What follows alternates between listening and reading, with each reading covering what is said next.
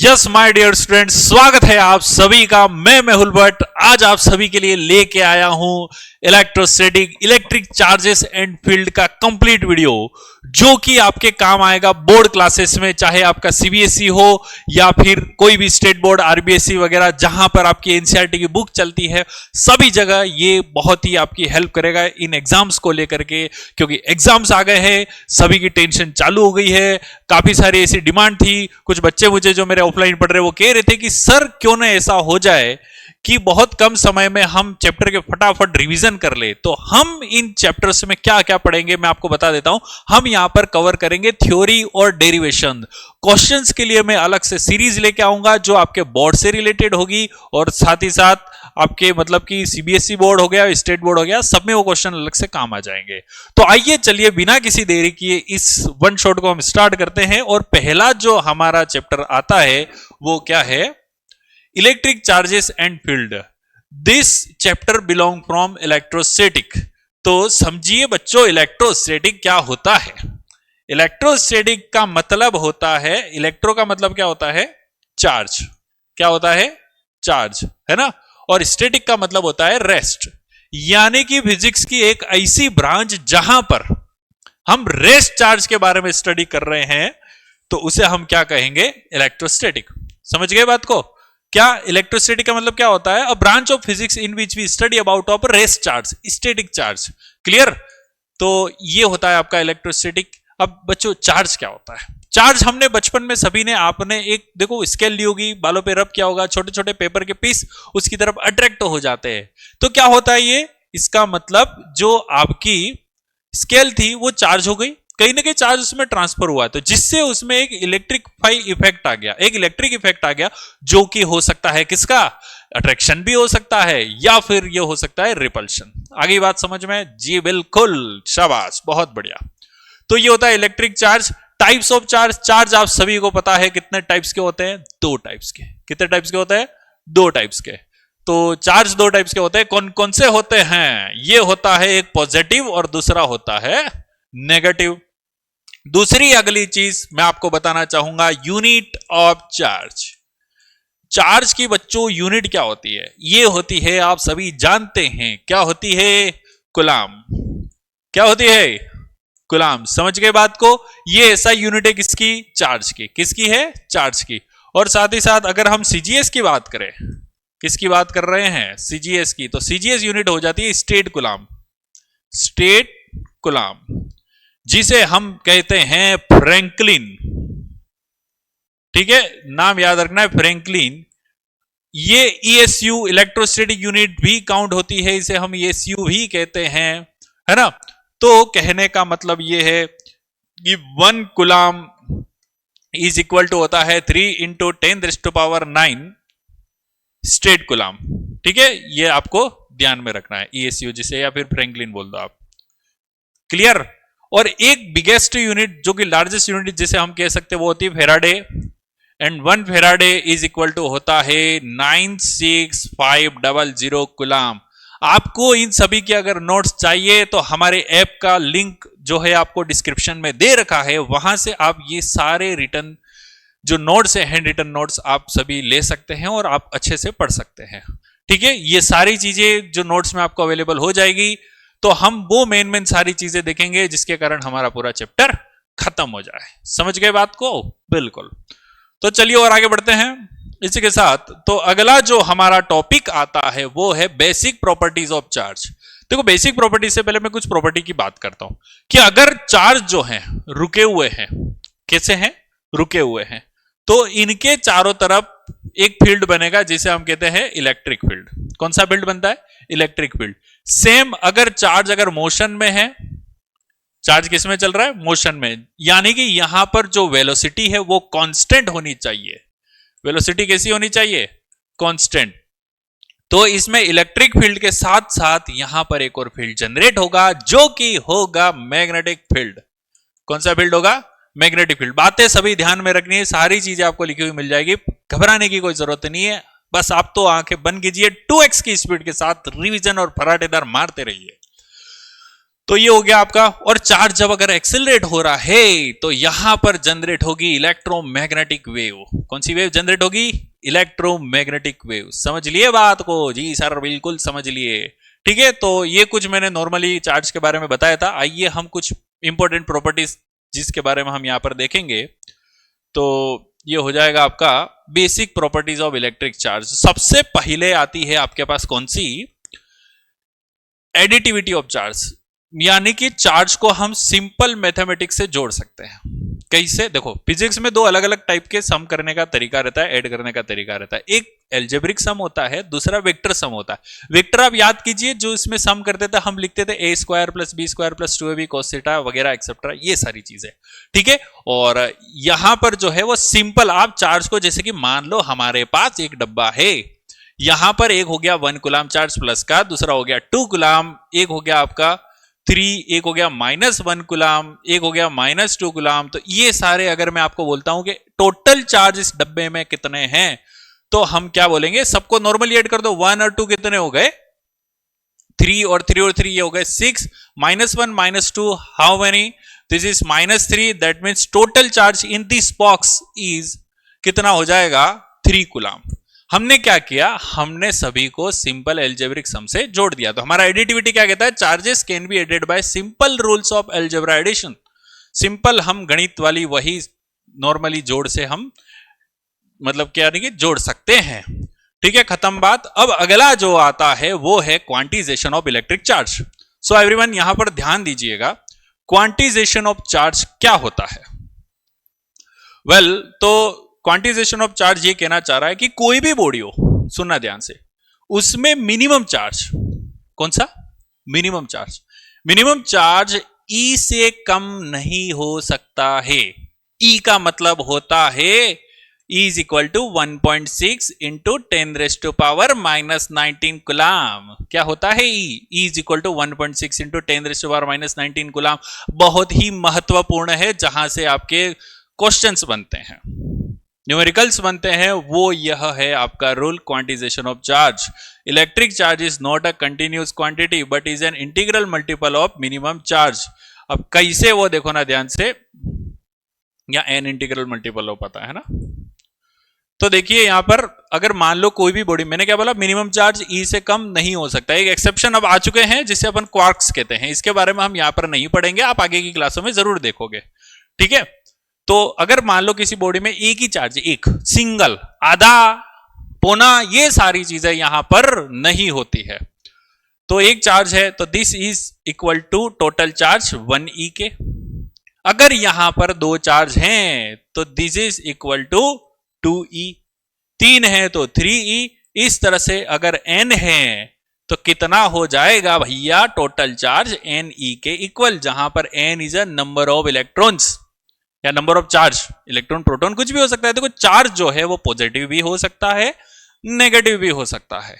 समझ लिए बात को? बिल्कुल। और आगे बढ़े, चलो फिर। तो नेक्स्ट हमारा जो आता है वो है कंजर्वेशन ऑफ चार्ज। कंजर्वेशन का मतलब होता है charges are neither created nor be destroyed. Charge को हम ना तो क्रिएट कर सकते हैं और ना ही हम इन्हें डिस्ट्रॉय कर सकते हैं। यानी कि चार्ज एक क्वांटिटी से दूसरी क्वांटिटी में ट्रांसफर हो सकते हैं। कैसे? तो देखिए इधर जरा,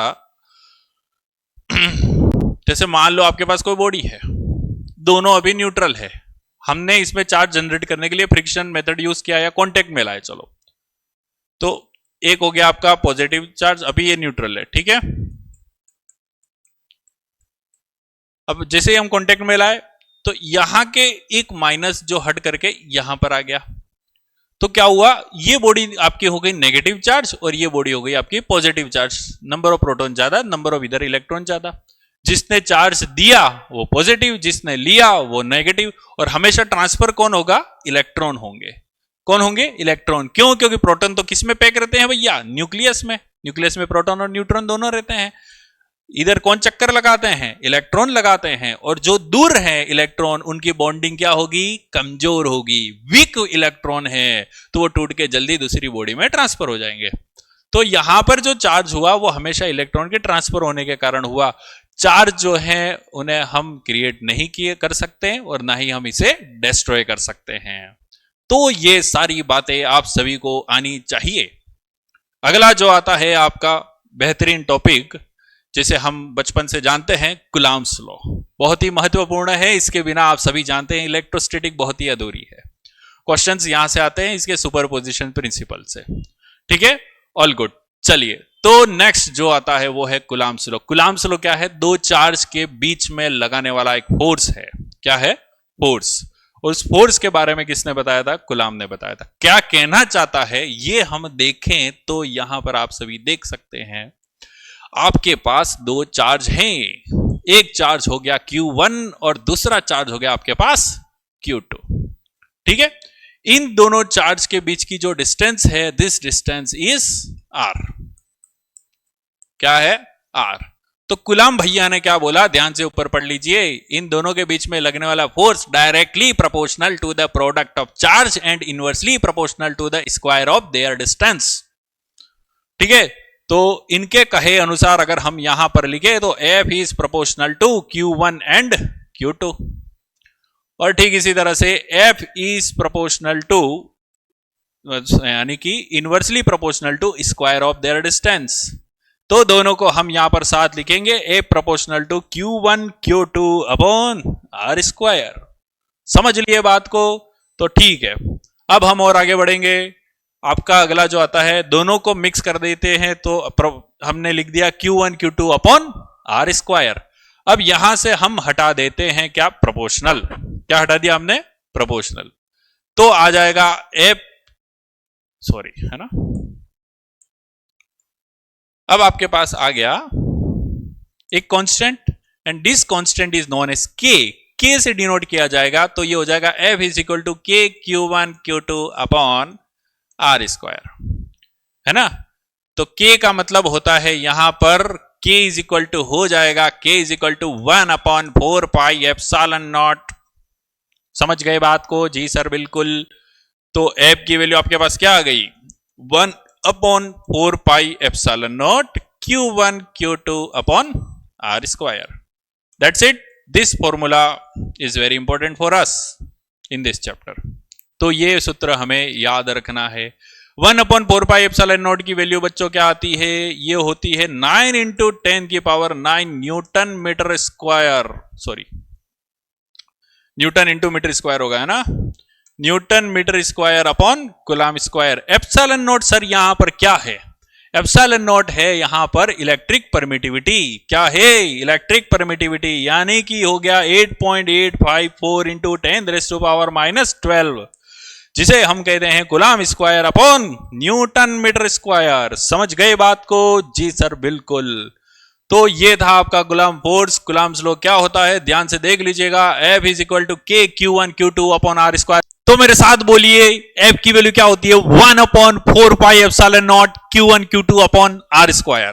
आपको ये दो वैल्यू बहुत ही ध्यान में रखनी है। किसकी? 1 अपॉन 4 पाई एप्सिलॉन नॉट की, जो कि क्या होती है 9 इंटू 10 रेज़ टू पावर 9, और एप्सिलॉन नॉट की वैल्यू भी आप सभी को ध्यान में रखनी है, जो कि क्या होती है 8.854 into 10 raise to power -12।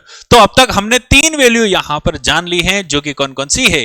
1 upon 4 pi epsilon not, उसके बाद एप्सिलॉन नॉट जिसे हम कहते हैं इलेक्ट्रिक परमिटिविटी, और साथ ही साथ एक और हमने किसकी वैल्यू देखी है? ये हमने देखी है E की, जो कि कितनी होती है 1.6 into 10 raise to power -19 coulomb. Okay, got it. चलो, तो अगला टॉपिक हमारा आता है, वो है vector form of Coulomb's law. तो कूलम्स लॉ बच्चों क्या होता है? कूलम्स लॉ देखो, ये फोर्स के बारे में है। Force is a vector quantity. So यहां पर भी वही वेक्टर की चीज आ जाएगी। बहुत ही आसान शब्दों में मैं आपको छोटी सी चीज में बता दूंगा। देखो, नॉर्मली अगर स्ट्रेट लाइन वेक्टर है यहां पर, जैसे मान लो हमारे पास दो चार्ज हैं।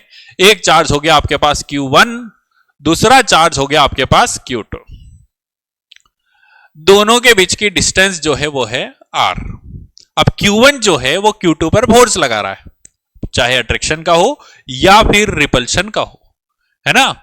तो फोर्स ऑन 2 फ्रॉम 1, और 1 पर जो लग रहा है वो कौन लगाएगा? 2 लगाएगा। दैट मीन्स हम इसे कह सकते हैं फोर्स ऑन 1 फ्रॉम 2। तो यहां पर ये दो फोर्स लग रहे हैं, ठीक है। अगर आप डिस्टेंस इस तरफ से जा रहे हो तो आपकी डिस्टेंस हो जाएगी R12 क्योंकि आप 1 से 2 की तरफ जा रहे हो, और अगर आप 2 से 1 की तरफ आ रहे हो तो यह हो जाएगी R21। ध्यान में रखना है इसे, ठीक है। तो चलिए हम आगे बढ़ते हैं। तो यहां पर जो लिखा हुआ आ रहा है देखना, मैं लिख रहा हूं, एक तो magnitude of R is equal to magnitude of R21 and also this is equal to R12। बात आपको ध्यान में रखनी है। दूसरी चीज हमारी यहां पर क्या है, अब देखिए किस तरह से करेंगे इसे।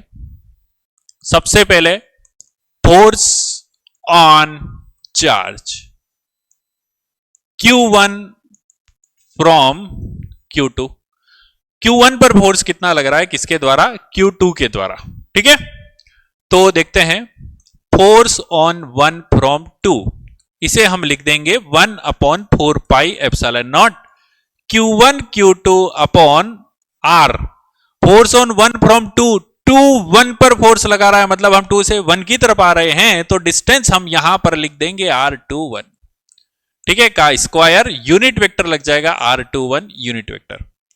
यूनिट वेक्टर की यहां पर वैल्यू होती है R21 is equal to vector R upon mod of vector R, ठीक है। ये 21 है तो 21 तो चिपका दो यहां पर। इसे अगर इसके साथ यहां पर हम लिखते हैं तो ये हो जाएगा आपका F12 is equal to 1/4 pi epsilon naught Q1 Q2 upon R21 का क्यूब R21 का वेक्टर, क्योंकि ये मोड जो है वो इसके साथ एक और जुड़ गया तो पावर जो हो गई वो 3 हो गई। समझ गए, कितनी हो गई, 3 हो गई। सेम इसी तरह से जिस तरह से हमने ये देखा कि force on charge Q1 from Q2, उसी तरह से हम आगे देखेंगे force on charge Q2 from 1। अब 1 ने कितना लगाया तो सेम इसी का ही है, अपोजिट हो जाएगा, बस डायरेक्शन की बात है यहां पर। तो मैं लिख रहा हूं यहां पर force on charge Q2 from Q1, तो यहां हम लिख देंगे force on 2 from 1 is equal to, क्या हो जाएगा आपके पास, 1/4 pi epsilon naught Q1 Q2 upon, ठीक इसी तरह से ये वाली डायरेक्ट स्टेप में लिख रहा हूं, हम वन शॉट है, फटाफट हमें सारे काम करने हैं इसलिए, ठीक है। चलिए, तो ये हो गया आपका R12 का क्यूब और R12 का वेक्टर। तो यहां पर हमें एक बात पता चली, दोनों फोर्स एक दूसरे के अपोजिट डायरेक्शन में लगा रहे हैं, लेकिन अगर मैग्नीट्यूड डिस्टेंस सेम है तो इनका मैग्नीट्यूड जो है वो क्या हो गया, सेम। और अगर मैग्नीट्यूड सेम हो गया और डायरेक्शन अलग अलग है तो इसे हम कुछ इस तरह से लिख सकते हैं, force on 2 from 1 is equal to minus force on 1 from 2, यानी कि every action has opposite and equal reaction. कहने का मतलब यहां तो एक और आदमी आ गए, एक और भैया जी आ गए, कौन, न्यूटन भैया। तो न्यूटन ने भी यही बात बोली थी, every action has opposite and equal reaction. जितना फोर्स चार्ज Q1 Q2 पर लगा रहा है, सेम Q2 Q1 पर भी लगाएगा, चाहे वो अट्रैक्शन का हो या फिर रिपल्शन का हो। बात आपको ध्यान में रखनी है, ठीक है। तो यहां पर अपन लिख सकते हैं, Coulomb's law also follow third law of motion, Newton's का थर्ड लॉ। और साथ ही साथ दूसरी क्या चीज है, कूलम्ब्स लॉ जो रहता है वो क्या करता है, ओनली पॉइंट चार्ज पर ही काम कर सकता है, ठीक है। तो ये कुछ एक दो बातें हैं, स्टैटिक चार्ज पर काम कर रहा है, हालांकि अपन इलेक्ट्रोस्टैटिक पढ़ रहे हैं तो वो तो बातें हम जानते ही हैं। आइए अगला कुछ पढ़ते हैं हम। तो नेक्स्ट हमारा जो टॉपिक आता है वो है सुपरपोजिशन प्रिंसिपल।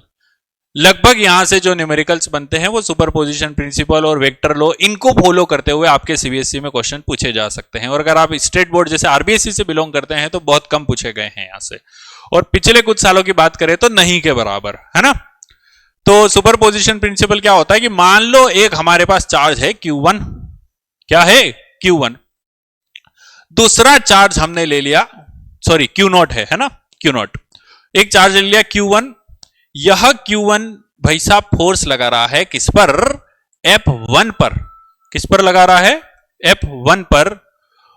और दूसरा जो चार्ज हो गया वो हो गया आपका Q2, सेम थिंग, Q2 भी इस पर फोर्स लगा रहा है, सॉरी वो है ना F1, डाइवर्ट हो गया मैं।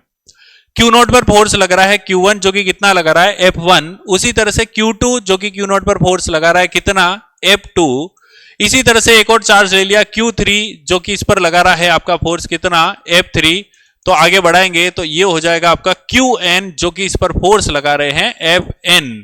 तो सुपरपोजिशन प्रिंसिपल ये कहता है कि हमारे इस पर Q नॉट पर, किस पर Q नॉट पर लगने वाला टोटल फोर्स F ये बराबर रहेगा सभी फोर्स के सम के, है ना, सबको जोड़ दो F1 plus F2 plus F3 plus इस तरह से चलते रहेंगे कहां तक Fn तक।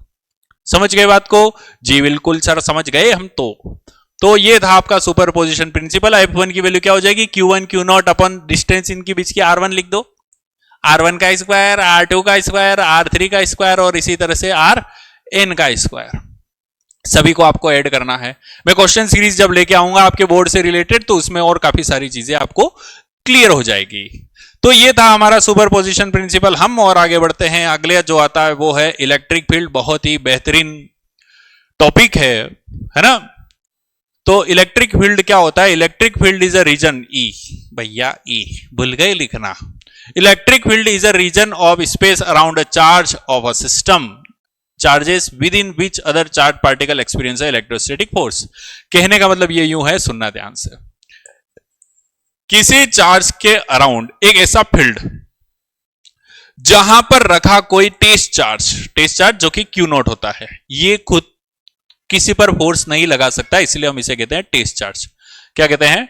Test charge.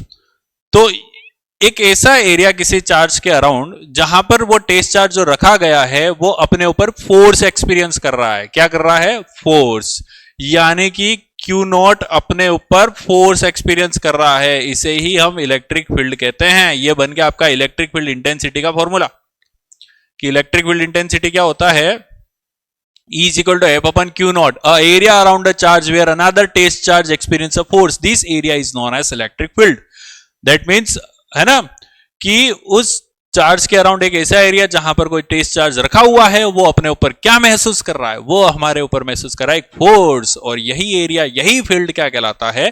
Electric field. समझ गए बात को? जी बिल्कुल बिल्कुल, शाबाश, बहुत बढ़िया, अच्छे से पढ़ रहे होंगे, है ना, आपका रिवीजन अच्छा चल रहा होगा। अब और आगे बढ़ते हैं। देखो मेरी पूरी कोशिश है कि मैं आपका पूरा चैप्टर निपटा दूं, आपको अच्छे से पढ़ना है, और अच्छा भी लगा तो आप सभी को पता ही है क्या करना है, बोलने की कोई जरूरत नहीं है। चलिए और आगे बढ़ते हैं। नेक्स्ट हमारा जो आता है वो है electric field due to a point charge. Point charge के कारण लगने वाला इलेक्ट्रिक फील्ड, है ना। तो ये हम ले लेते हैं एक पॉइंट चार्ज जिसका नाम हमने दे दिया Q। यही Q से दूर कोई डिस्टेंस है आपकी R। क्या है भैया? R, जहां पर हमने रख दिया Q naught. This Q naught experience a force F and we have to find electric field for this charge Q, कि Q कितना इलेक्ट्रिक फील्ड प्रोड्यूस कर रहा है, यही इंटेंसिटी हमें फाइंड आउट करनी है। तो अभी हमने थोड़ी देर पहले इलेक्ट्रिक फील्ड का फॉर्मूला पढ़ा, E is equal to F upon Q naught. क्या पढ़ा? E is equal to F upon Q naught. तो यहां हम लिख देते हैं E is equal to F upon Q naught. F तो भैया कूलम फोर्स है, तो हम यहां लिख देते हैं फ्रॉम कूलम्स लॉ। कौन सा? Coulomb's law. क्या होता है Coulomb's law? F is equal to 1 upon 4 pi epsilon naught. Q दूसरा चार्ज हो गया Q नॉट, दोनों के बीच की डिस्टेंस हो गई R स्क्वायर। क्या हो गई? R square. यह फॉर्मूला हमें किस में रखना है? इक्वेशन 1 में। तो हम यहां लिख देते हैं बाय 1। तो E इज इक्वल टू बच्चों हो गया हमारे पास, F की वैल्यू हमने यहां पर चिपकाई 1 upon 4 pi epsilon naught Q not upon R square, और ये वाला Q नॉट यहां पर और रह जाएगा, Q नॉट से Q नॉट कट गया। आपके पास E की वैल्यू पहलवानों क्या आ गई? ये हमारे पास सर आ गई है। बोलो, साथ साथ बोलते रहो, मन में बोलते रहो, कोई दिक्कत नहीं है। 1 upon 4 pi epsilon naught Q upon R square. ये हो गया हमारा काम खत्म। समझ लिए बात को? बिल्कुल। चलिए और आगे बढ़ते हैं। तो ये था हमारा electric field due to a point charge. So next अगला जो टॉपिक आता है, बेहतरीन टॉपिक इस चैप्टर से रिलेटेड हम पढ़ेंगे, electric lines of force. Electric field lines जिसे हम कहते हैं, ये एक इमेजिनरी लाइंस रहती है। समझ गए? ठीक है, यहां पर इसकी थ्योरी है, कुछ प्रॉपर्टीज हमें याद रखनी है। है ना, और किस तरह से उनका स्ट्रक्चर है वो मैं आपको बता देता हूं। तो सबसे पहले आ जाते हैं अपन properties of electric field lines. The electric lines of force are imaginary lines. मैंने बताया ये आपको कौन सी लाइंस होती है, इमेजिनरी लाइंस होती है। दूसरी प्रॉपर्टी क्या दे रखी है, unit positive charge placed in electric field tends to follow a path along the field lines if it free to do सो।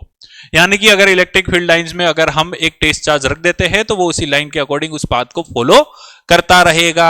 तीसरा जो हमारा दे रखा है वो है the electric lines of force emanate from positive charge and terminate on, ठीक है, negative charge. यानी कि इलेक्ट्रिक लाइन जो है वो पॉजिटिव चार्ज से स्टार्ट होके नेगेटिव चार्ज पर जा रही है, उस तरफ चलती है, टर्मिनेट होती है, खत्म होती है। The tangent on an electric field line any point gives a direction of electric field that point. यानी कि मान लो अगर ये इलेक्ट्रिक फील्ड लाइन है, यहां पर इस पॉइंट पर हमने ये टेंजेंट बना दिया। टेंजेंट मतलब टच करती हुई जो लाइन निकलती है वो, है ना, तो ये उसकी क्या बताएगी, डायरेक्शन बताएगी। क्या बताएगी, डायरेक्शन। ठीक है, ध्यान में रखना है। अगला जो आता है वो है आपका, क्या लिखा है, electric field lines of force never cross of each other. Electric field line कभी एक दूसरे को क्रॉस नहीं कर सकती है। क्यों नहीं कर सकती, अगर क्रॉस किया तो दोनों पर टेंजेंट में किधर लगाऊं, इसके लिए लगाऊं या इसके लिए लगाऊं। अगर लगा भी दिया तो एक पॉइंट पर दो डायरेक्शन हो गई, which is not possible. So electric field lines are never cross, never intersect each other. Got it? Okay, fine. तो नेक्स्ट जो आता है, अब इलेक्ट्रिक फील्ड लाइन के कुछ पिक्चर्स में आपको बता देता हूं किस तरह के रहते हैं। तो पॉजिटिव चार्ज के लिए अगर इलेक्ट्रिक फील्ड की बात की जाए तो वो आपकी हो जाएगी किस तरह से, इधर देखना, सभी लाइंस जो हैं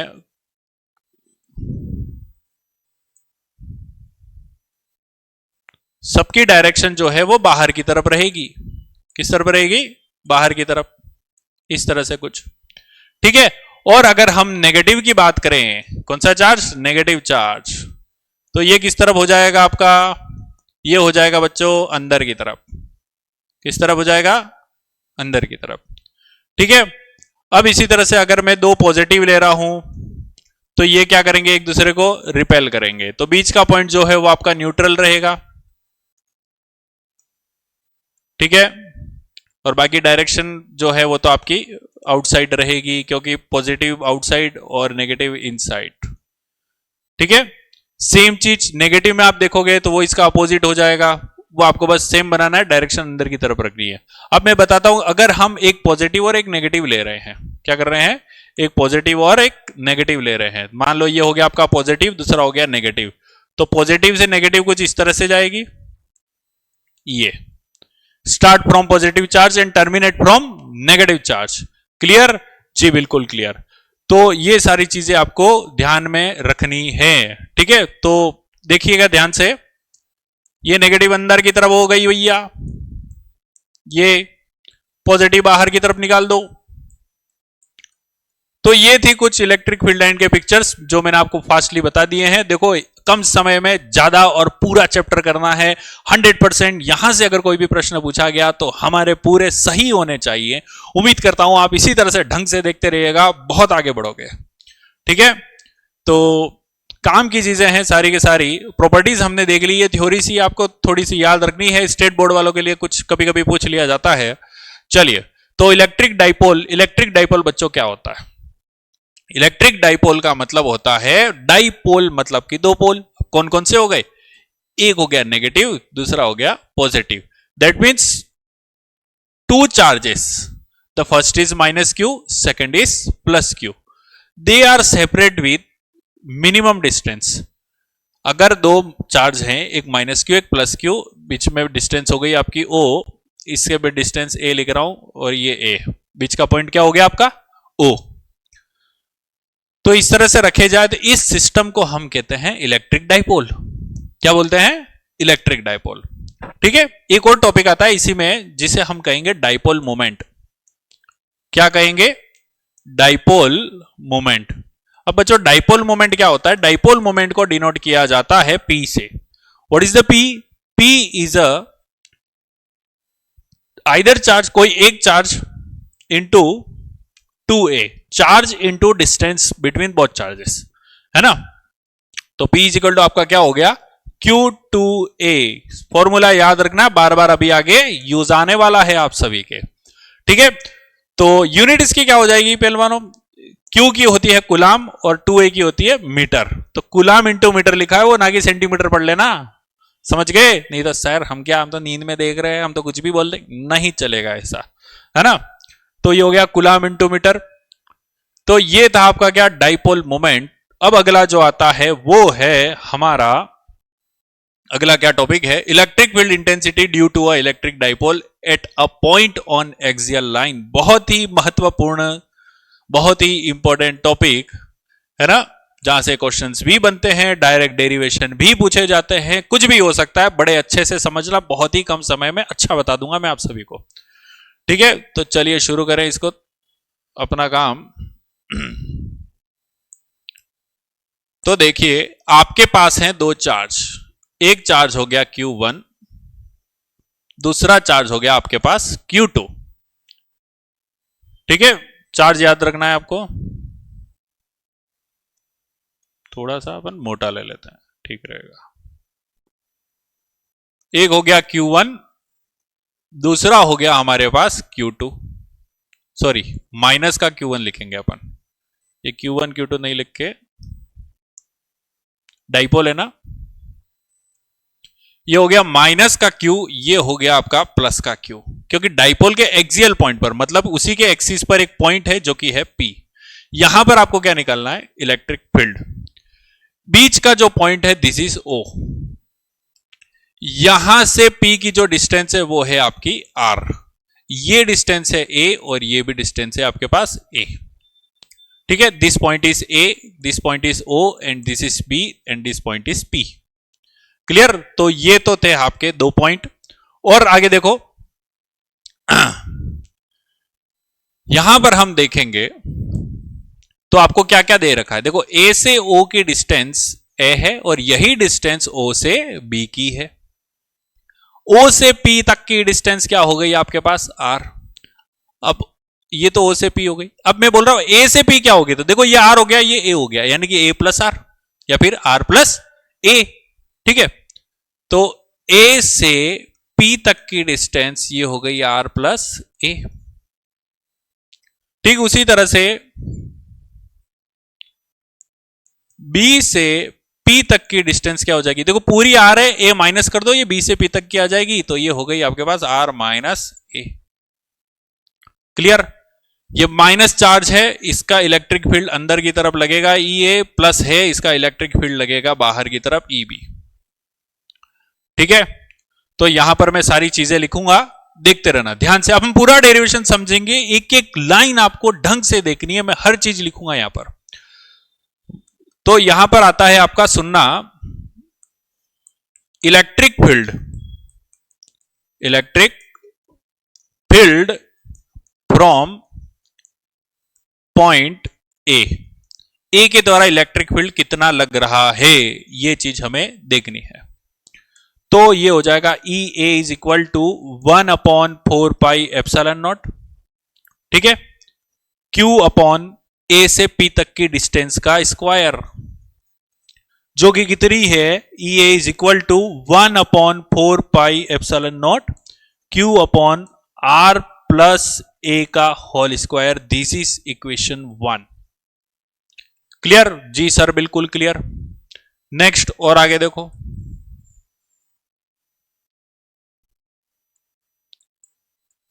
electric field from point B, B के द्वारा लगने वाला इलेक्ट्रिक फील्ड तो कितना है, ये है आपके पास EB इज इक्वल टू 1/4πε0। मैं डायरेक्ट लाइन लिख रहा हूं, Q अपॉन BP का स्क्वायर, BP की डिस्टेंस कितनी है आपके पास, R माइनस ए, है ना, तो R माइनस ए का whole square. This is equation 2। Electric field आपको फाइंड आउट करना है, total electric field on point P, total electric field on point P कितना हो जाएगा, आप दोनों को जोड़ दो, E is equal to EA plus EB। ये जो है अंदर की तरफ जा रहा है, माइनस कल रहेगा, ये बाहर की तरफ है, प्लस का रहेगा। ठीक है, तो ये माइनस में आ जाएगा और ये प्लस में, है ना। सो E इज इक्वल टू, मैं इसको पहले लिख देता हूं, सुनना ध्यान से, कुछ चीजें स्टेप में काट के लिख रहा हूं, आप मेरे इस ऐप पे जो नोट्स है उसे देख लीजिएगा, तो ये बीच की जो लाइन है आपको नजर आ जाएगी। क्या कर रहा हूं मैं, Q upon 4 pi epsilon not दोनों में हम कॉमन ले रहे हैं। क्या कर रहे हैं, Q upon 4 pi epsilon not हम दोनों में कॉमन ले रहे हैं। यहां पर क्या बच रहा है, प्लस का है इसलिए इसे पहले लिखा जा रहा है r माइनस ए का होल स्क्वायर, माइनस इसे हम यहां पर लिख रहे हैं r प्लस ए का होल स्क्वायर। क्लियर। अब क्या करना है, इन दोनों को हमें एलसीएम लेना है। क्या करेंगे अपन, एलसीएम ले लेंगे। ठीक है, तो एलसीएम लेने के लिए यहां पर लिख देते हैं अपन E is equal to Q upon 4 pi epsilon naught, ये लाइन r माइनस ए का होल स्क्वायर और r प्लस ए का होल स्क्वायर, खत्म काम। ऊपर यहां पर आ जाएगा आपके पास r प्लस ए का whole square minus r minus ए का whole square. a plus B A minus B is equal to क्या होता है, A square minus B square. Clear जी सर, बिल्कुल क्लियर। तो Q upon 4 pi epsilon naught, a plus B का whole square इधर खोल दो, A square plus B square plus 2ab, इधर भी खोल दो, A square plus B square plus 2ab, ये क्या आ गया आपके पास, सब कट जाएगा आपके पास। यहां पर लास्ट टर्म बच जाएगा 4ar और यहां पर आपके पास बचेगा r square minus a square का होल स्क्वायर। क्लियर जी सर, बिल्कुल क्लियर। 4 को हम लिख सकते हैं 2 इंटू 2, क्या लिख सकते हैं, 2 इंटू 2। तो E is equal to Q upon 4 pi epsilon naught, ठीक है, 2 into 2ar upon r square minus ए का स्क्वायर का होल स्क्वायर। तो इधर देखो Q और 2a, ये क्या होता है, this is a dipole moment P। क्या होता है, डाइपोल मोमेंट, जिसे हम क्या बोल सकते हैं, P। ठीक है, तो बचा हुआ मैं इस तरफ कर रहा हूं, तो E की वैल्यू आपके पास आ गई, कितनी क्या आ जाएगी बताएं जरा हमें। E is equal to Q upon 4 pi epsilon naught, P R और 2 है वैसा कि वैसा रह गया। ये वाला जो 2 है वो तो मैंने वहां ऊपर लिखा, और ये इधर देखना है ना, आप देखते रहिएगा, मैं साइड में लिख रहा हूं, upon R square minus a square का होल स्क्वायर। तो E is equal to, sorry ये तो Q कट जाएगा आपका, है ना, ये गलत लिख दिया मैंने, इस Q को हटाओ रे, कहां से आ गया भैया।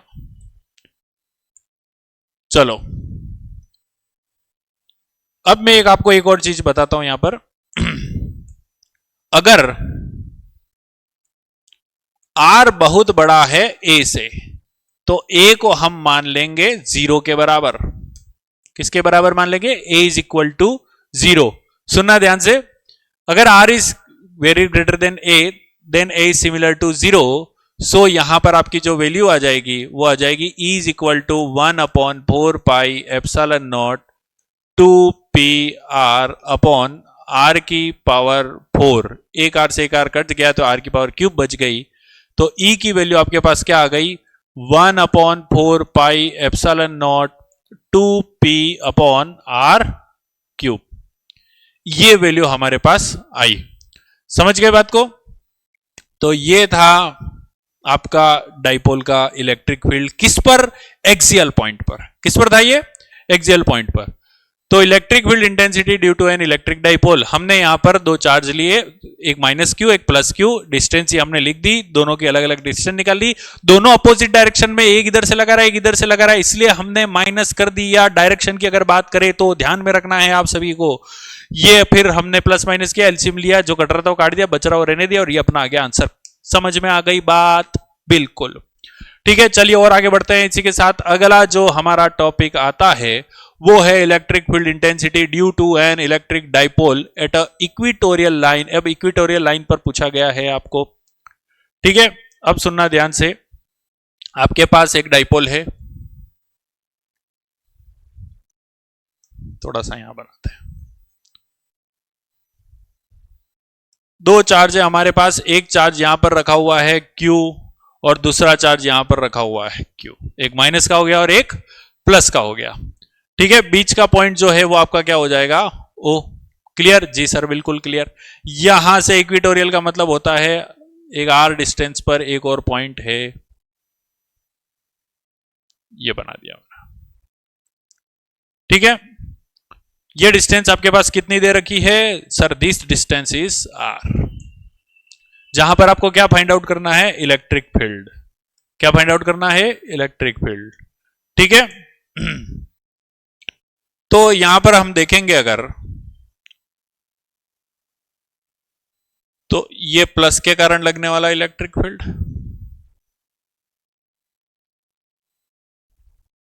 ये माइनस के कारण लगने वाला इलेक्ट्रिक फील्ड। ठीक है, माइनस की डायरेक्शन अंदर की तरफ रहेगी, प्लस की बाहर की तरफ रहेगी। ठीक है, इसे पॉइंट ए नाम दे रहे हैं, इसे हम पॉइंट बी नाम दे रहे हैं। This distance is A and this is also a, you know that already. ये हो गया आपका ई बी, इधर हो गया आपका ई ए। ठीक है, अब यहां पर वेक्टर लॉ यूज करेंगे हम, यहां पर देखना, ई बी के लिए मैं यहां पर ये बना देता हूं इस तरह से, तो ये हो गया थीटा, तो जहां थीटा है वहां पर क्या आता है, cos E B cos theta, और यहां पर क्या आता है, साइन। ये रटने वाली बात है, ऐसे कॉन्सेप्ट मैंने आपको बता रखा है, साइन और कॉस क्यों यूज करते हैं 11th क्लास में, है ना। चलिए ठीक है, तो सेम ई ए के लिए भी यही थीटा हो जाएगा आपका, अगर ये थीटा तो ये भी थीटा, तो इसी लाइन पर आ रहा है आपका ई ए कॉस थीटा, और यहां पर आ रहा है आपका ई ए साइन थीटा। बातें सभी आपको ध्यान में रखनी है और ढंग से पढ़ते जाना है। साइन थीटा कोस थीटा, अगर फ्लैश आ रही है तो आप नोट्स में देख सकते हैं जो हमने लिखे हुए हैं। ठीक है, तो ध्यान से देखो, अब वही सारी बातें मैं आपको कर रहा हूं, डिस्टेंस सारी आपको पता है कौन सी क्या है, यूं है ना। अगर ये आर है, ये ए है, तो ये डिस्टेंस आपकी कितनी हो जाएगी, रूट आर स्क्वायर प्लस ए स्क्वायर, याद रखना, ये डायगोनल हो गया आपका।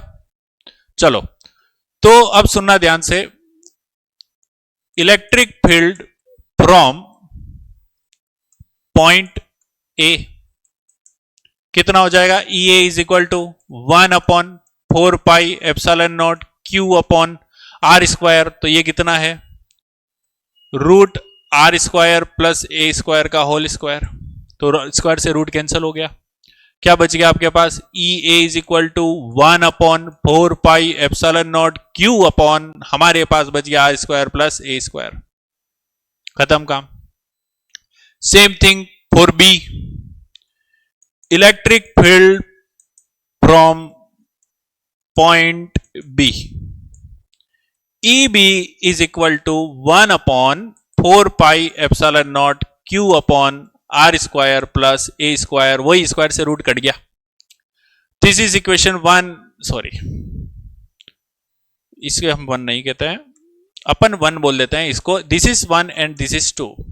यहां पर अगर हम देखेंगे तो ई ए और ई बी दोनों क्या है, सेम है, और सेम होने के कारण देखो, ई ए साइन थीटा इधर है और ई बी साइन थीटा ऊपर है, एंगल भी सेम है, दोनों जगह सेम लग रहा है, तो दोनों एक दूसरे को क्या कर रहे हैं, कैंसल कर रहे हैं। क्या कर रहे हैं, कैंसल कर रहे हैं।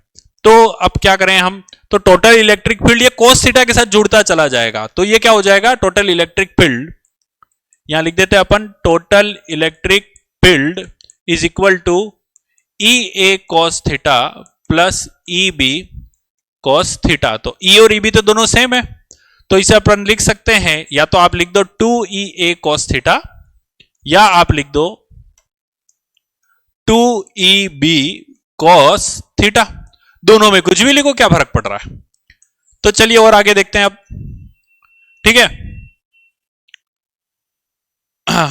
तो total electric field E is equal to 2 की जगह हमने लिख दिया 2, ई ए है तो ई ए लिखो या फिर आप ई बी लिखो, दोनों सेम है, तो हमने लिख दिया 1/4 पाई एप्सिलॉन नॉट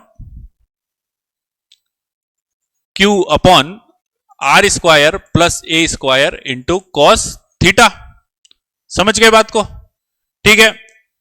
तो आपके पास क्या हो गया, E is equal to cos theta is equal to क्या होता है, बेस अपॉन, जल्दी बोलो, बेस अपॉन हाइपोटेनियस, है ना। तो बेस आपकी कौन सी वाली लाइन हो गई, ये रही, और हाइपोटेनियस ये हो गई। ठीक है, तो हम इसे लिखते हैं 2/4 pi epsilon naught Q upon R square plus ए square cos theta base upon hypotenuse R square plus ए स्क्वायर। रूट का मतलब होता है पावर 1/2। रूट का मतलब क्या होता है, पावर 1/2। ध्यान में रखना, तो 1 + 1/2 कितना हो जाएगा, 3/2। कितना हो जाएगा, 3/2। ई की वैल्यू हमारे पास आ गई 1/4 पाई एप्सिलॉन नॉट, और यहां पर क्या आ जाएगा 2QA, जो कि आप जान रहे हो इसे क्या लिखना है ना, बड़े समझदार हो गए हो।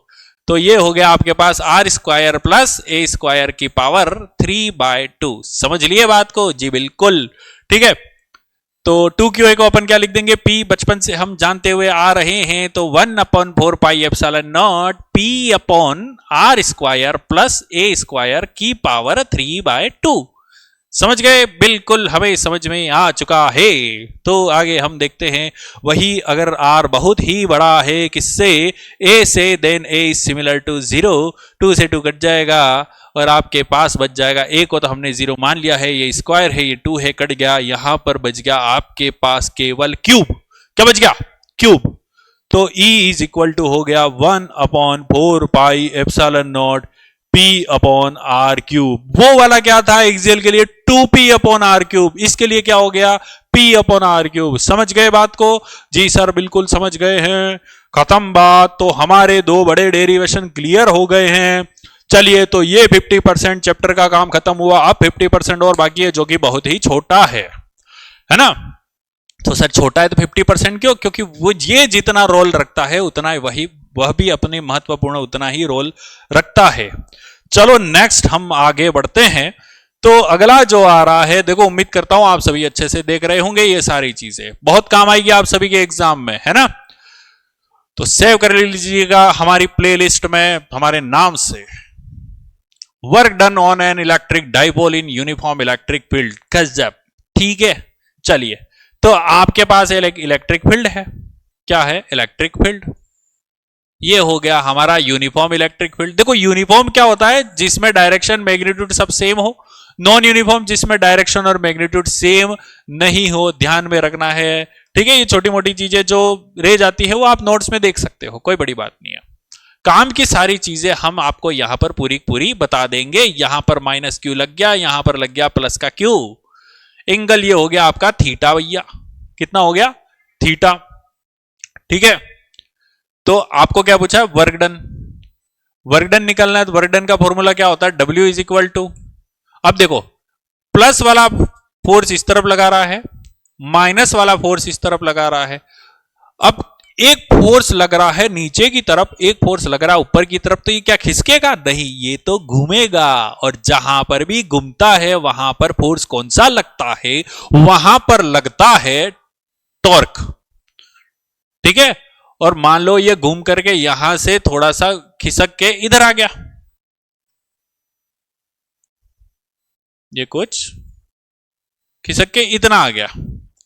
ठीक है, और ये जो खिसका वो हम नाम दे देते हैं डी थीटा, किसका होगा यू। ठीक है, हल्का सा खिसक गया। चलिए, तो शायद हमने उल्टा खिसका दिया, अपन इसको आगे खिसकाएंगे तो थोड़ा सही रहेगा। ये भाई साहब यूं खिसक गए। अब ये जो घूमे, खिसके नहीं घूमे, क्या बोलेंगे, घूमा, और घूमा तो डी थीटा लग गया, तो हमने लिख दिया tau dot D theta. Sorry, work done निकलना है आपको। देखो यहां पर वर्कडन नहीं है, यहां जो पूछा गया है ना, टॉर्क पूछा गया। अपन फर्स्ट चैप्टर पढ़ रहे हैं, वर्कडन जो हम देखेंगे ये हम सेकंड चैप्टर में देखेंगे। ठीक है, तो मैं इसको थोड़ा सा काट रहा हूं, इसे लिखता हूं मैं टॉर्क। सॉरी, क्या लिख रहा हूं मैं, टॉर्क। क्योंकि भैया मैं भी सोच में पड़ गया, यहाँ टाउ लिखा है, टाउ तो हमने सीखा ही नहीं है, और फर्स्ट चैप्टर पढ़ रहे हैं, शुरुआत में ही चीजें अचानक बाहर की कैसे आ सकती है, तो इसके लिए हम यहां पर देख रहे हैं। ठीक है, तो चलो देखते हैं, हमें तो टॉर्क निकालना है। तो ये डी थीटा वाली बात है तो छोड़ो, टॉर्क निकालने के लिए आपको एक सिंपल सा फॉर्मूला अप्लाई करना है। क्या करना है, सिंपल सा फॉर्मूला, गलत उड़ा रहे हैं हम, ये तो नहीं जाएगा, हाँ चला गया। ठीक है, टॉर्क के लिए फॉर्मूला आपका होता है बच्चों, टॉर्क इज इक्वल टू होता है force into perpendicular distance. Perpendicular distance, जी हां, ये थीटा के सामने की जो डिस्टेंस आपको नजर आ रही है ये वाली, यही होती है परपेंडिकुलर डिस्टेंस। क्या होता है? Perpendicular distance. ठीक है, तो ये हो गया आपका O, यहां मैं नाम दे रहा हूं A और यहां नाम दे रहे हैं अपन B। तो टॉर्क इज इक्वल टू हो गया F into O B. So we have to find value of OB। OB क्या होता है भैया? ये होता है sine theta is equal to perpendicular, क्या हो गया? Perpendicular upon hypotenuse. तो OB अपॉन AB, ये तो है एक डाइपोल, बीच का पॉइंट O, ये A और ये भी A। A और A कितने A हो गए? ये हो गए आपके 2A। तो sine theta is equal to हो गया OB अपॉन 2A। OB की वैल्यू हो गई हमारे पास 2A साइन थीटा। समझ गए? जी सर बिल्कुल समझ लिए हम तो। अब आप बताए और आगे। तो this value put in equation 1 के द्वारा हमें रखने पर मिलता है F into 2A sine theta. तो F की वैल्यू तो हम जानते हैं इलेक्ट्रिक फील्ड वाले से निकाल सकते हैं, F बाई क्यू। तो Q is F is equal to क्या हो जाता है यहां पर? F इज इक्वल टू होता है QE।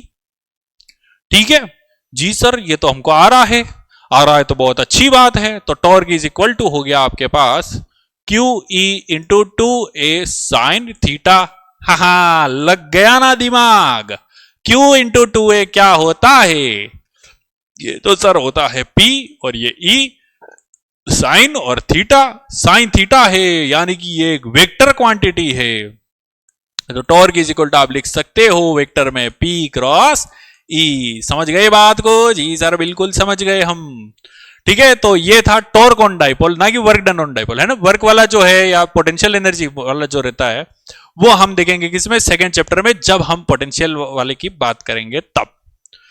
तो बहुत ही बेहतरीन क्लास चल रही है और आप मजे से पढ़ रहे होंगे उम्मीद करता हूं। चार्ज डिस्ट्रीब्यूशन, चार्ज डेंसिटी, बहुत ही, अब इसके बाद एक दो टॉपिक और कुछ रह गए हैं, गॉस थ्योरम और उसके एप्लीकेशन। ठीक है, तो चार्ज डिस्ट्रीब्यूशन क्या होता है? ये 3 टाइप का होता है, फटाफट देखेंगे, देखना ध्यान से। एक होता है linear charge density, linear charge density. दूसरा होता है आपका सरफेस चार्ज डेंसिटी और तीसरा होता है वॉल्यूम चार्ज डेंसिटी। ठीक है, तो लीनियर में क्या हो जाएगा आपका? लीनियर ये होता है, इसे लेमड़ा से डिनोट किया जाता है। यह होता है आपका Q अपॉन L। क्या होता है? Q अपॉन L, है ना। सरफेस चार्ज डेंसिटी सिग्मा से डिनोट करेंगे और यहां पर हम लिख देंगे Q बाय S। क्या लिखेंगे? Q by S। और यहां पर वॉल्यूम में रो से डिनोट करेंगे और हम लिख देंगे Q अपॉन V, यानी कि coulomb per metre, coulomb per metre square, coulomb per metre cube. समझ गए बात को? जी बिल्कुल समझ गए हैं हम। तो साथ ही साथ और आगे बढ़ते हैं। ठीक है, तो ये थी आपकी चार्ज डेंसिटी। अब आ गई है आपकी गॉस थ्योरम। गॉस थ्योरम से पहले मैं आपको एक चीज और बताना चाहूंगा जो कि यहां पर हमें नजर नहीं आ रहा है, वो है आपका इलेक्ट्रिक फ्लक्स। क्या है? Electric flux. तो आइए हम देखते हैं इलेक्ट्रिक फ्लक्स के बारे में क्या होता है। बहुत ही चमक गए भैया। Hey guys, how are you my dear students? देखो फ्लक्स क्या होता है, टॉपिक डाला मैंने क्या? Electric flux. क्या होता है इलेक्ट्रिक फ्लक्स? एक क्लोज एरिया ले लिया, यहां से गुजरने वाले इलेक्ट्रिक फील्ड लाइंस, डेफिनेशन क्या होती है? Number of electric field line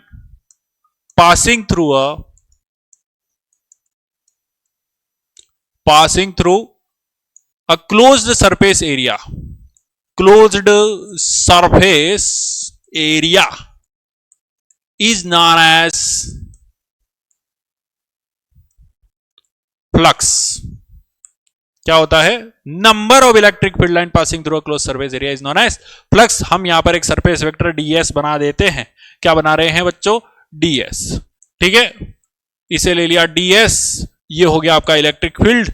phi का फॉर्मूला होता है E डॉट ds। यूनिट की बात करें तो अब नॉर्मली क्या होता है, E is equal to, sorry integration आ जाएगा ना, क्लोज इंटीग्रेशन का साइन रहेगा, ये फाई है, ये क्लोज इंटीग्रेशन का साइन है, आपको याद रखना है।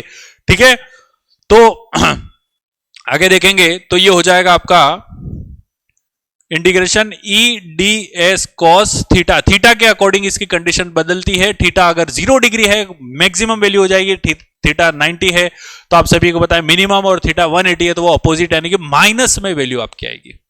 चलो और आगे देखते हैं। और यूनिट की अगर बात की जाए, किसकी, यूनिट की, तो ये होता है इलेक्ट्रिक फील्ड की क्या होती है, न्यूटन पर कूलम, और एरिया की क्या होती है, मीटर स्क्वायर। छोटी मोटी चीजें अगर रह भी जाती है आपको चिंता करने की जरूरत नहीं है, वो आप आराम से खुद सेल्फ पढ़ सकते हो। काम की चीजें हम सारी की सारी यहां पर देखेंगे। इलेक्ट्रिक फ्लक्स भैया, स्पेलिंग कुछ भी हो सकता है, सुपर, मतलब द रियल वन शॉट चल रहा है हमारे यहां पर।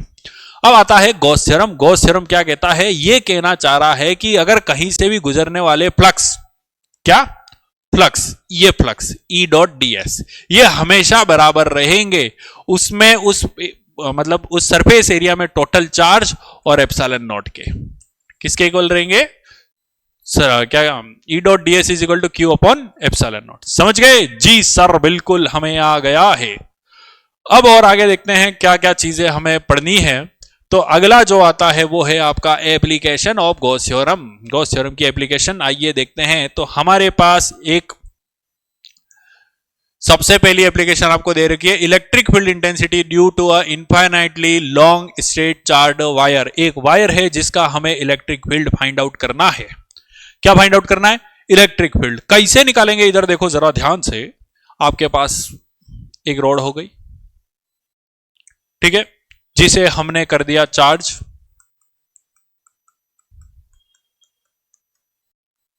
क्या कर दिया, चार्ज।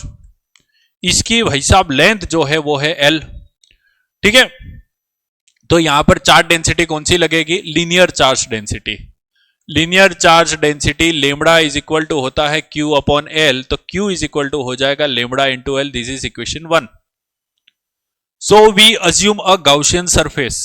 गाउसियन सरफेस हम यहां पर अज्यूम करने वाले हैं, तो गाउसियन सरफेस क्या हो जाएगा, ये हो जाएगा सिलेंडर, क्योंकि वायर जो होता है वो कुछ सिलेंड्रिकल शेप में रहता है। हमने भी यहां चिपका दिया सिलेंडर, और आपको जो फाइंड आउट करना है वो यहां से इस पॉइंट पर P पर फाइंड आउट करना है, जो कि डिस्टेंस है आपकी R। कितनी है, R है। समझ में आ रहा है जी सर, बिल्कुल। कितने सरफेस हैं यहां पर, 3 सरफेस। मैं आपको एक बात करता हूं, ये गॉसियन सरफेस तो हमने बना दिया, हम यहां पर अप्लाई करेंगे गॉसियन थ्योरम। तो फ्रॉम गॉस लॉ, क्या कहता है आपका गॉस लॉ, गॉस लॉ हमारा कहता है कि आपका जो फ्लक्स है E ds cos थीटा, ये बराबर रहेगा Q अपन एप्सिलॉन नॉट के। तो हमारे पास 3 सरफेस है। कितने सरफेस हैं, 3 सरफेस। एक हो गया ये, दूसरा हो गया ये, तीसरा हो गया ये। सरफेस वेक्टर जो है वो हमेशा उस सरफेस के परपेंडिकुलर रहता है। क्या रहता है, सरफेस के परपेंडिकुलर। इसका नीचे की तरफ ds हो गया, इसका ऊपर की तरफ ds हो गया, इसका इस तरफ ds हो गया।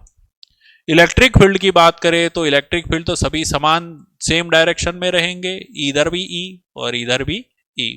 सबके नाम दे देते हैं, इसका 1 नाम दे रहा हूं, इसका 2 नाम दे रहा हूं, इसका हम नाम दे रहे हैं 3।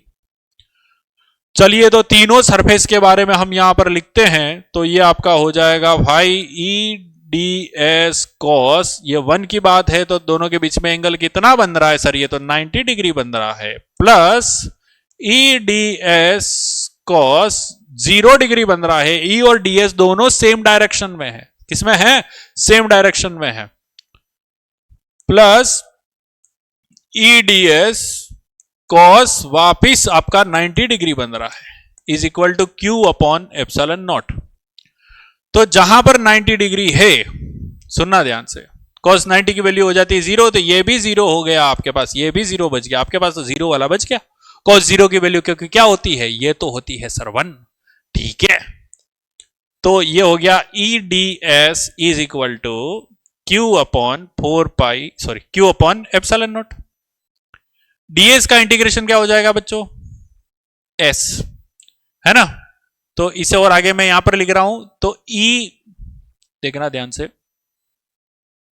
क्या दिखेगा आपको, तो e ds यानी कि 4 पाई r स्क्वायर क्या है सर, ये सिलेंडर का एरिया, सॉरी गलत लिख दिया हमने, ये तो स्फेयर का लिख दिया।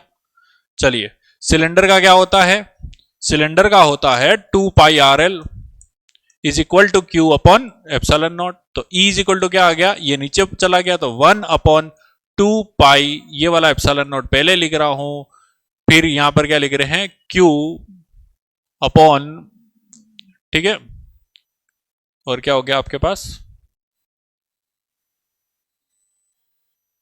Epsilon not. कुछ चीजें अलग लग रही हैं। हाँ, तो देखो 2 पाई आर एल जो है आपका क्या रहता है, सिलेंडर का सरफेस एरिया रहता है, वो नीचे की तरफ पहुंच गया, तो हमारा ये लिख दिया 2 पाई एप्सिलॉन नॉट। अब क्या लिखना रह गया, आर और एल, ठीक है। मैं ऊपर नीचे 2 से मल्टीप्लाई कर रहा हूं। एक चीज मैं आपको और बताना चाहूंगा, यहां पर Q की वैल्यू इक्वेशन 1 से हम लेमड़ा एल पुट कर लेते हैं। क्या कर रहे हैं, लेमड़ा एल।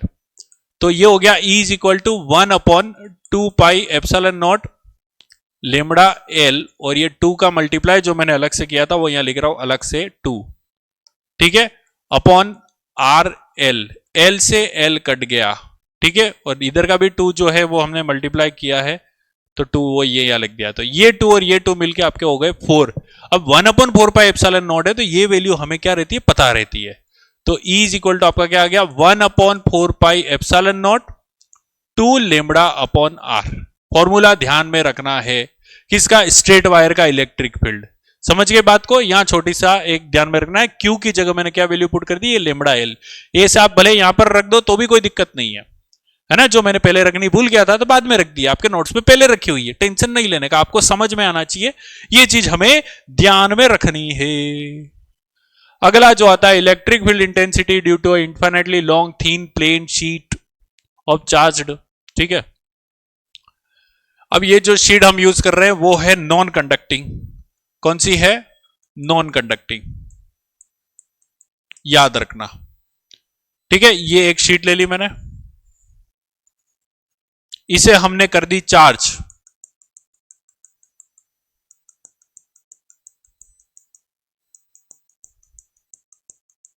क्या आवाज आ रही है, ये अपन ने शीट को क्या कर दिया, चार्ज कर दिया, ठीक है। अब सेम यहां पर कौन सी चार्ज डेंसिटी है, सरफेस चार्ज डेंसिटी है, कौन सी है, सरफेस। तो यहां मैं लिख रहा हूं सरफेस चार्ज डेंसिटी। क्या लिख दिया हमने, सरफेस चार्ज डेंसिटी, जो कि क्या होती है, सिग्मा इज इक्वल टू होता है क्यू अपॉन एस। हे तो क्यू इज इक्वल टू क्या हो गया, सिग्मा एस। समझ गए जी सर, बिल्कुल समझ गए। हम यहां पर गॉसियन सरफेस अज्यूम कर रहे हैं सिलेंडर, जो कि ये सिलेंडर, ये वो चार्ज प्लेट है, इसके हम आर पार लगा रहे हैं, आधा इधर आधा उस तरफ, ये यहां पर मैंने बना दिया। 3 सरफेस हमारे पास हो गए। इस पॉइंट P पर आपको निकालना है वो फील्ड, कौन सा, electric field. This distance is R। We have 3 surface, the first is this ds, second ये कर्व सरफेस ऊपर की तरफ ds, थर्ड ये इधर वाला कोना ds। इलेक्ट्रिक फील्ड की बात करें तो सेम, इधर इलेक्ट्रिक फील्ड, इधर भी आपका हो जाएगा इलेक्ट्रिक फील्ड, और इधर उस तरफ का, इधर का इस तरफ और इधर का इस तरफ। समझ गए, चलो। तो आपके पास वही फ्रॉम गॉस थ्योरम चिपकाओ, फ्रॉम गॉस थ्योरम, ठीक है। क्या कहता है आपका, E D S cos theta is equal to Q upon epsilon naught. समझ गए, यस सर। तो देखिए इसमें क्या हो रहा है, यहां पर हमें दे रखा है 3 सरफेस, यहां लिख रहे हैं हम phi E D S cos, इसे 1 ले लेते हैं, तो 1 तो 0 डिग्री पर है, ये 90 पर है। समझना ध्यान से, है ना। ये किस पर है, इन दोनों के बीच में 90 बन रहा है, इन दोनों के बीच में ds और e के बीच में 0 बन रहा है। तो integration e ds cos 90 degree और उधर वाला E और ds दोनों सेम डायरेक्शन में है, तो ये हो गया E ds cos 0 degree is equal to Q upon epsilon naught. ठीक है, तो cos 0 ये तो 1 हो गए, लेकिन 90 की वैल्यू हमारे पास आ गई 0। चलो वेल, तो हम और आगे डिफाइन करेंगे इसे।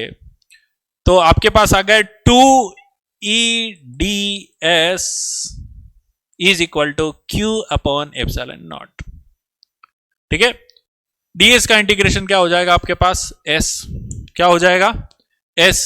तो यहां मैं लिख देता हूं 2ES is equal to Q upon epsilon naught. This is equation 1, तो यहां पर लिख रहे हैं from 1 2ES is equal to sigma s upon epsilon naught. s से s कट गया, तो E इज इक्वल टू क्या हो गया, sigma upon 2 epsilon naught. Capacitor पढ़ेंगे वहां पर काम आएगा फॉर्मूला, समझ गए जी सर, बिल्कुल समझ गए। तो ये था E is equal to sigma upon 2 epsilon naught. अगर कंडक्टिंग के लिए पूछ लिया जाए, किसके लिए, कंडक्टिंग के लिए, तो मैं आपको फॉर्मूला बता देता हूं, जो कि क्या हो जाएगा, ये हो जाएगा E is equal to sigma upon epsilon naught. क्या हो जाएगा, सिग्मा अपॉन एप्सिलॉन नॉट। समझ गए, बिल्कुल सर समझ गए। ठीक है, तो चलिए और आगे बढ़ते हैं। नेक्स्ट जो हमारा टॉपिक आता है, जो कि लास्ट है आपके इस चैप्टर का दी एंड करने के लिए। बहुत ही कम समय में हमने एक अच्छा चैप्टर पढ़ लिया है। आप अगर चाहो तो 2x से देख सकते हो, और कम हो जाएगा आपके लिए, हालांकि मेरी बोलने की स्पीड ही 2x चल रही होगी, है ना। ये भैया पूछ रहे हैं आपको स्फीयर का क्या निकालना है, इलेक्ट्रिक फील्ड।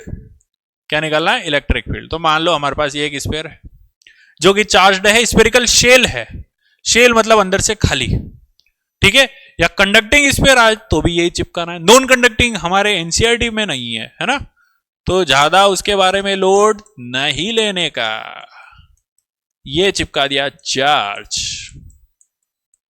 ठीक है जी सर, बिल्कुल। अब यहां से ये जो रेडियस है वो है r, पॉइंट जो है वो यहां पर रखा हुआ है p, this distance is r। That means first case जो हम देख रहे हैं वो क्या देख रहे हैं, r is less than capital R, यानी कैपिटल R आपका बड़ा है किससे, उसकी रेडियस से। तो हम यहां पर एक गॉसियन सरफेस अज्यूम करेंगे, ये बड़ा भयानक गोला बन गया। ये एक गॉसियन सरफेस हमने अज्यूम कर लिया, ठीक है। सरफेस वेक्टर तो एक ही रहेगा ds, और वहीं पर इलेक्ट्रिक फील्ड E बन जाएगा, है ना। तो अब यहां पर अगर हम देखें तो वापस चिपकाते हैं अपन क्या, फ्रॉम गॉस थ्योरम। क्या कहता है आपका, EDS cos 0 डिग्री, मैं डायरेक्ट लिख रहा हूं फटाफट, Q upon epsilon not. cos 0 की वैल्यू क्या होती है, 1, ये ds है ना। तो आपके पास बच गया integration EDS is equal to Q upon epsilon naught. ds का इंटीग्रेशन s हो जाता है, s स्क्वायर का 4 पाई r स्क्वायर, थोड़ी देर पहले हमने बाय मिस्टेक लिख दिया था, तो E 4 pi r square Q upon epsilon naught is equal to 4 pi r square नीचे ले लो, तो ये आ गया आपके पास 1 upon 4 pi epsilon naught Q upon r square. जो पॉइंट चार्ज का रहता है वही सेम इसका हो गया इलेक्ट्रिक फील्ड। ये भी तो एक तरह का पॉइंट है, और क्या है, समझ गए, बिल्कुल। और अगली चीजें मैं आपको बताता हूं, अगर r की वैल्यू r के बराबर है, मतलब ये पॉइंट में लाकर यहां पर रख देता हूं, तो इसका इलेक्ट्रिक फील्ड क्या हो जाएगा, ये हो जाएगा E is equal to 1 upon 4 pi epsilon naught Q upon capital R का स्क्वायर। समझ गए बात को, जी सर बिल्कुल समझ गया, ठीक है। और अगर एट सेंटर या अंदर inside the sphere, at centre, ठीक है, यानी कि आपकी R की वैल्यू 0 हो गई, या इनसाइड भी आ गया, तो दोनों में इलेक्ट्रिक फील्ड जो है वो 0 होगा। स्फेरिकल शेल है तो ऑब्वियसली बात है 0 रहेगा, लेकिन अगर चार्ज्ड स्फीयर है, कंडक्टिंग है, तो कंडक्टिंग में चार्ज जो है वो सरफेस पर डिस्ट्रीब्यूट हो जाते हैं। कहां पर होते हैं, सरफेस पर। इस कारण इसके इनसाइड इलेक्ट्रिक फील्ड इज 0। बातें ध्यान में रखनी, छोटे मोटे इसके जो ग्राफ है ये मैं नोट्स में आपको दे दूंगा। उम्मीद करता हूं ये सेशन आप सभी को समझ में आया होगा। तो अगले सेशन के लिए तैयार रहिए। सेकंड चैप्टर में लेके बहुत ही जल्द आने वाला हूं। तब तक के लिए अपना ख्याल रखते रहिए, पढ़ते ही रहिए और मेरे साथ रिवीजन कीजिए। गुड बाय, धन्यवाद।